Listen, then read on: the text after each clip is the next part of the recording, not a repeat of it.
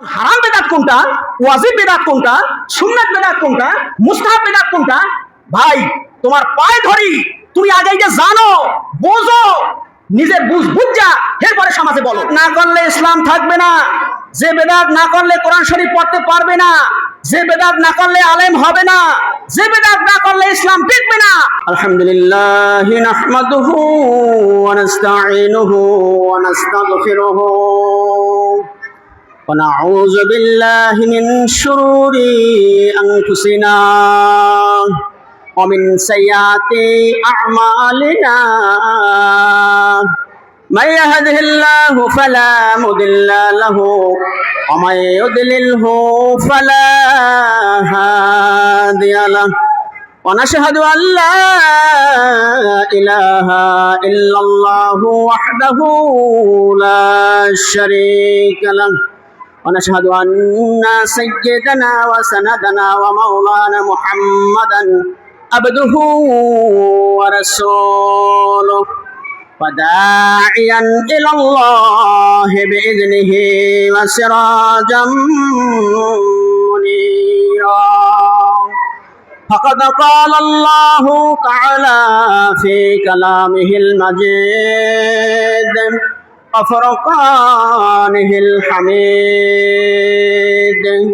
أعوذ بالله من الشيطان الرجيم بسم الله الرحمن الرحيم إن الله وملائكته يصلون على النبي يا أيها الذين آمنوا صلوا عليه وسلموا تسليما اللهم صل على سيدنا مولانا محمد وعلى آل سيدنا مولانا محمد কখন জানো ডাক আসিবে এই পৃথিবী সারিতে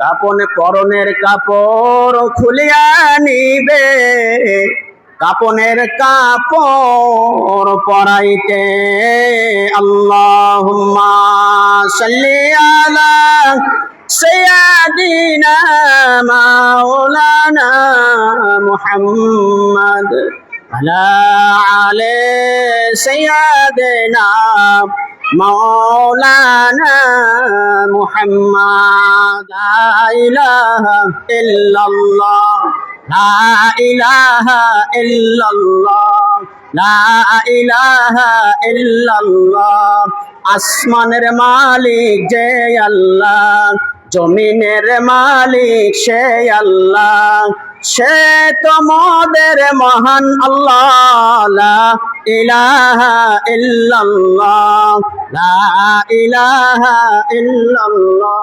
আজকের আলোচনার আমার মূল বিষয়বস্তু হলো বেদাত সম্পর্কে।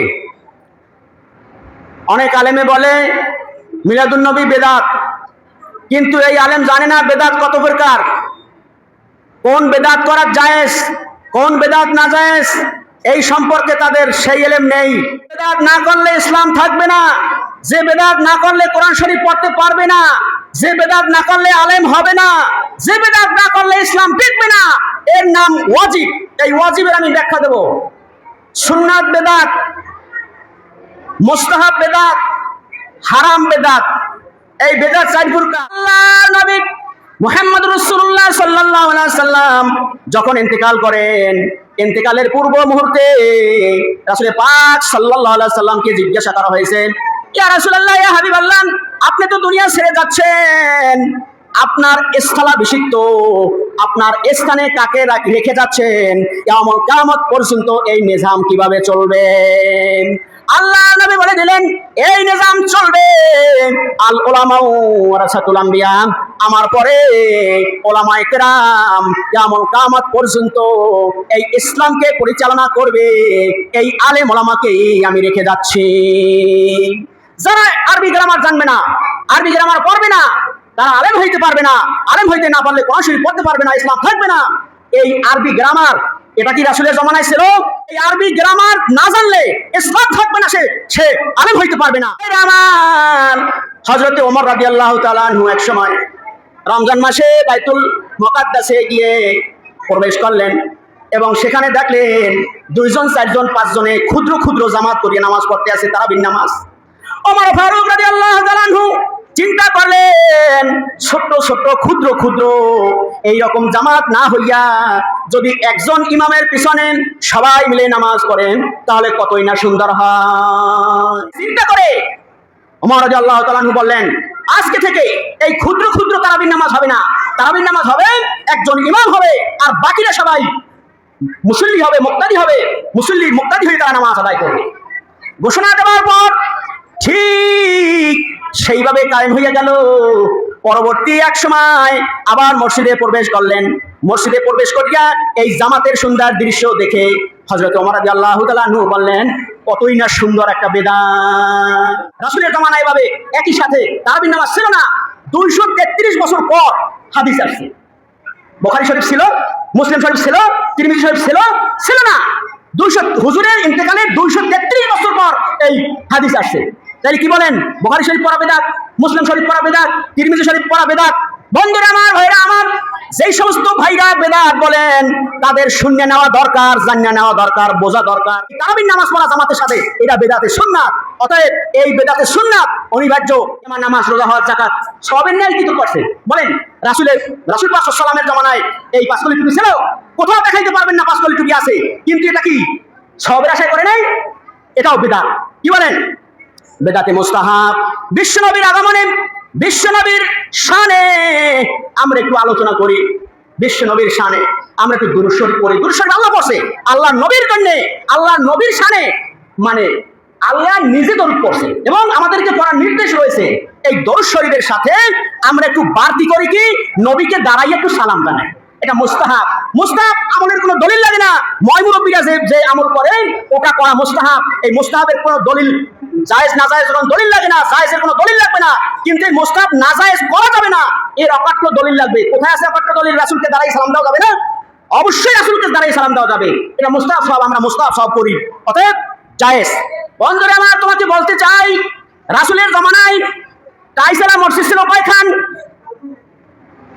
রাসূলের জামানায় এসি মসজিদ ছিল কয়খান? রাসূলের জামানায় টাচ মোবাইল ছিল কয়টা? এমনি ভাবে আপনি যদি বেদাত বলেন, আপনার সমস্ত শরীরে বেদাতে ভরপুর, আর আপনি বলেন মিলাদ পড়ান বেদাত, মিলাদ জায়েজ নাই। কোনটা জায়েজ কোনটা না জায়েজ তুমি সত্য বেলা জায়েজ নাই, কিন্তু তোমার সারা শরীরে বেদাত রয়েছে। টাচ মোবাইল তোমার হাতে রয়েছে, এসি মসজিদে তুমি নামাজ পড়ো কেন? কায়সারা মসজিদে নামাজ পড়ো কেন? এগুলো তো জায়েজ নাই, রাসূলের জামানায় এগুলো ছিল না। কেন তুমি এগুলো করো? বেদাতে সাইয়া, বেদাতে হাসানা, কোনটা বেদাতে জায়েজ আর কোনটা বেদাতে না জায়েজ এতটুকু পর্যন্ত জানো না। সত্য দিয়ে বেড়াও, মাসলা দিয়ে বেড়াও, এটা বেদাত, ওটা বেদাত, ওটা বেদাত। কি বলেন? রাসূলের জামানায় রাসূল যে জামা পরছে, কয়জনে সেই জামা পরে? ঘরের মধ্যে হারামি পদ্ধতিতে বোঝাই, ছেলে মেয়েকে মানাইতে পারে না, বিভিন্ন কুকর্মে লিপ্ত। কি বলেন? মশলা দিয়ে বেড়ায়, ওটা জায়েজ নাই, সেটা জায়েজ নাই। তোমার সারা জিন্দেগি জায়েজ নাই। তুমি যদি এই মাহফিল মজলিস করা যাবে না, ঈদে মিলাদুন নবী করা যাবে না, মিলাদ কিয়াম করা যাবে না, দাঁড়াই নবীকে সালাম দেওয়া যাবে না, তোমার সারা জীবন তোমার বেদাতের মধ্যে তুমি ডুবে আছো। নবীকে সালাম দিয়ে আসছি, সালাম দেব, আর যতদিন বেঁচে আছি নবীর মর্যাদা, নবীর মান, নবীর সম্মানে আমরা দাঁড়াবো, দাঁড়াবো যতদিন বেঁচে আছি। তোমরা যারা মতবিরোধ করতেছো, তোমাদের মতন তোমরা থাকো, তোমাদের সাথে কোনো ঝগড়া নাই। অনিবার্য বেদাত, বেদাত না করলে ইসলাম থাকবে না, আলেম হইতে পারবে না, কোরআন শরীফ শিখতে পারবে না, হাদিস শিখতে পারবে না, এই আরবি গ্রামার যদি না জানে, এটা অনিবার্য বেদাত। জায়েজ বেদাত, জায়েজ বেদাতে সব হবে, নেকি হবে, আর হাসানা যেটা ওটা হইল না জায়েজ। যেমন হারাম বেদাত, আমি বলছি হারাম বেদাত। এখানে এই মাহফিল মজলিস চলছে, এই মাহফিলের মজলিসে বয়স্কা নারী, মহিলা, কোনো পর্দার ব্যবস্থা নাই। এক সাইডে মহিলা, এক সাইডে পুরুষ, এইরকম মাহফিল মজলিস করা এটা হারাম। হারাম বেদাত কোনটা, ওয়াজিব বেদাত কোনটা, সুন্নাত বেদাত কোনটা, মুস্তাহাব বেদাত কোনটা? ভাই তোমার পায়ে ধরি, তুমি আগে জানো, বোঝো, নিজের বুঝা এরপরে সমাজে বলো।